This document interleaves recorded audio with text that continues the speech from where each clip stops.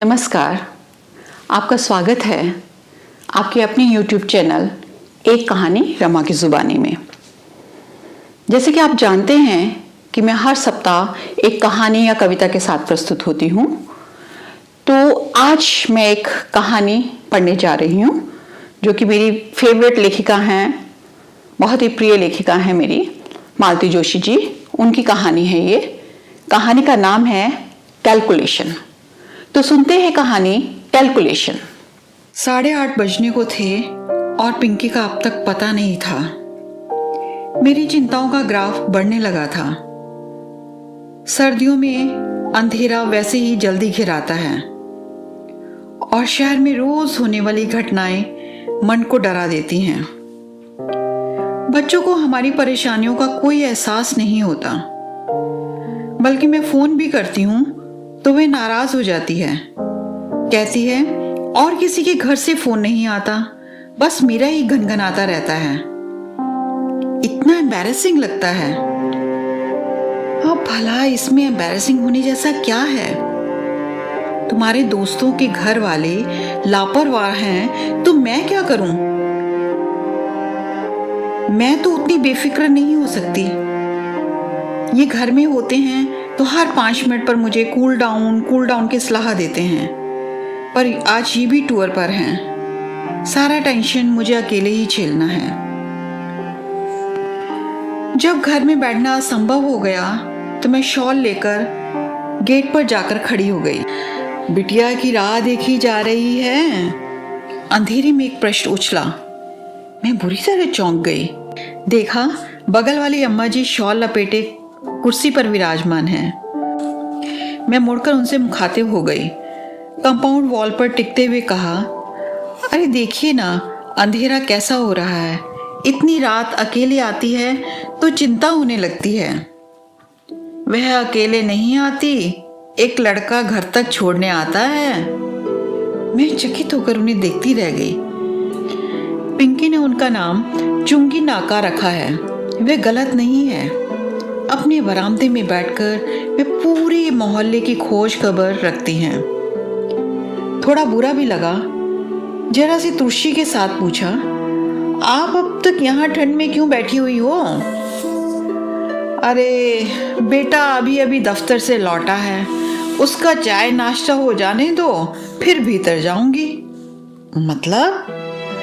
अरे मुझे देखेगा तो पास बिठा लेगा, मेरे हाल चाल पूछेगा, दफ्तर की बातें बताएगा। बहू को यह सब अच्छा नहीं लगता। कहती है शादी क्यों की, जिंदगी भर अम्मा के पल्लू से बंधे रहते हैं। कहते हुए उन्होंने शॉल और कसकर लपेट ली।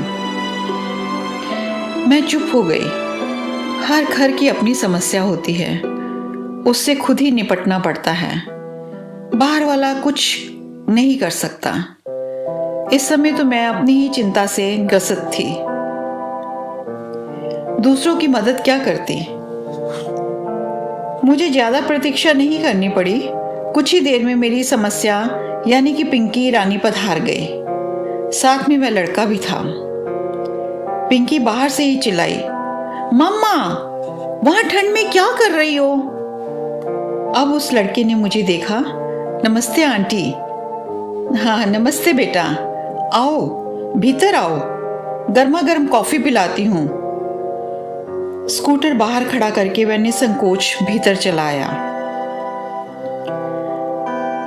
रोज तो बाहर से ही चले जाते हो, आज पकड़ाई में आए हो। प्रियंका ने कभी बुलाया ही नहीं, मैं तो रोज आ जाऊंगा।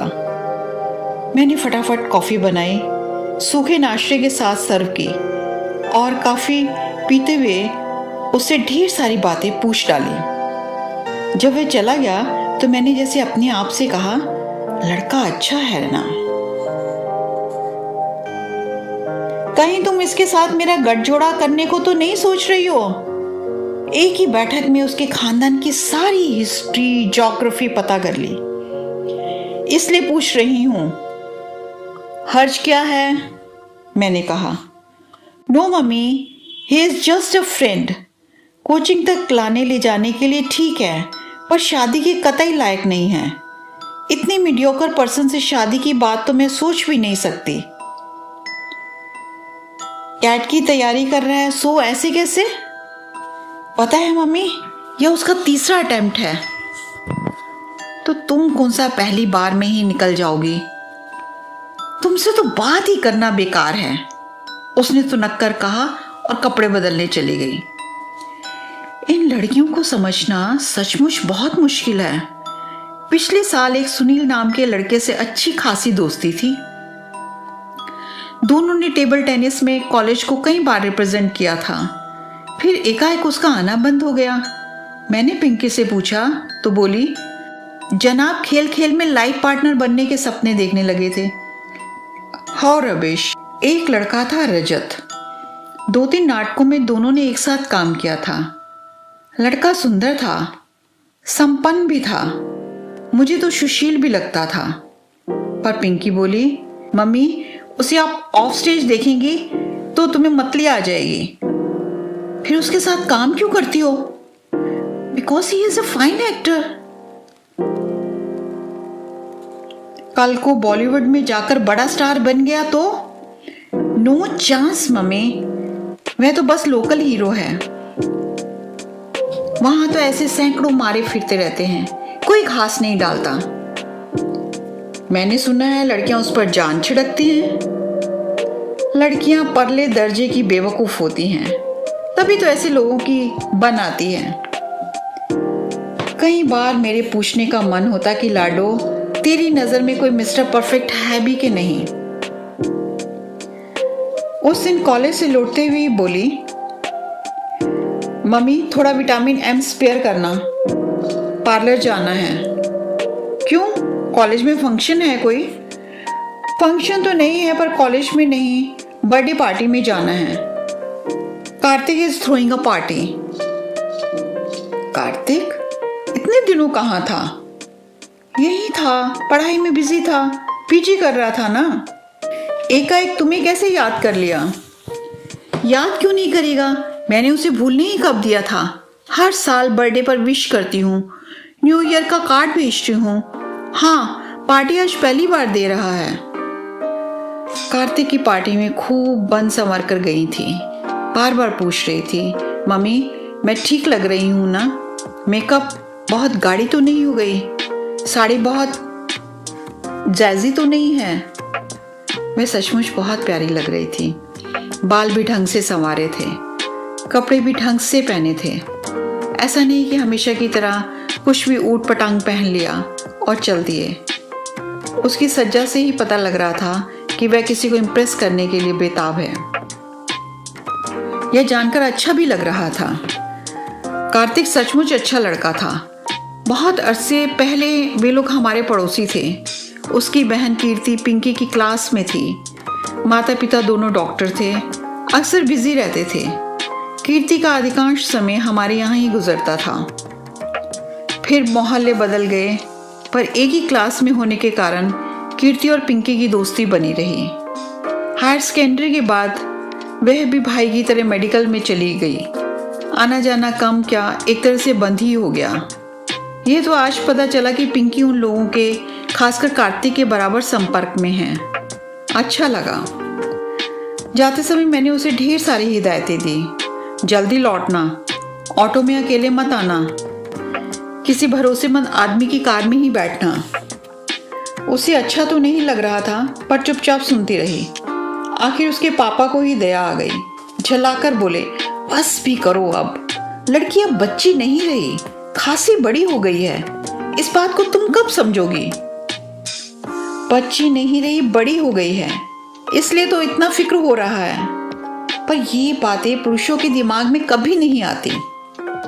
फिक्र करने का जिम्मा जैसे माँ ने ही उठाया हुआ है। रात को वह लौटी थी तो काफी थकी थकी सी लग रही थी। मुझे आश्चर्य नहीं हुआ। जानती हूँ आजकल की पार्टियों में सिर्फ खाना पीना थोड़े ही होता है। डांस के नाम पर अच्छी खासी हुड़दंग लीला होती है। शोर इतना कि कानों के पर्दे फट जाएं। कैसी रही पार्टी? मैंने पूछा। ठीक ही थी, उसने बेरुखी से कहा और सोने चली गई। अब मुझे ताज्जुब हुआ। और कोई दिन होता तो मुझे पूछने की जरूरत नहीं पड़ती, मैं आते ही शुरू हो जाती। यह भी भूल जाती कि आधी रात हो रही है और मम्मी जो उसके लिए अब तक जाग रही थी सोना चाहेगी। पर आज तो उसे बात करना भी मुहाल लग रहा था। जाते समय जो उत्साह फूटा पड़ रहा था उसका लेश मात्र भी अब बाकी नहीं था। सुबह चाय के समय उसके पापा ने पार्टी के बारे में पूछा तो बोली, पापा पार्टी तो शानदार होनी ही थी, उसने अपनी एंगेजमेंट जो अनाउंस करनी थी। अरे वाह, किससे शादी कर रहा है? अपनी बैचमेट से, दोनों ने साथ ही पीजी किया है। इसका मतलब है घर में डॉक्टरों की एक पूरी फौज तैनात है। तब तो उनके नर्सिंग होम का भी एक्सटेंशन होगा। बिल्कुल होगा। अब तो केवल मैटरनिटी होम नहीं रहेगा, वहाँ बड़ी से बड़ी सर्जरी होगी। इसीलिए तो उस बॉर्डम से शादी कर रहा है। अगर उसे पीजी में एडमिशन नहीं मिलता तो उसे लिफ्ट थोड़े ही देता, किसी और को पटा लेता। उसका स्वर अत्यंत कसैला हो गया था। अंकल आंटी भी तो उसकी डिग्री पर ही रीचे हैं, नहीं तो कार्तिक के सामने तो वह कुछ भी नहीं है। It is a business deal all in all. और फिर उसका एकदम स्वर तरल हो गया। पापा, आजकल लोग नाप तोल कर ही प्यार करने लगे हैं ना।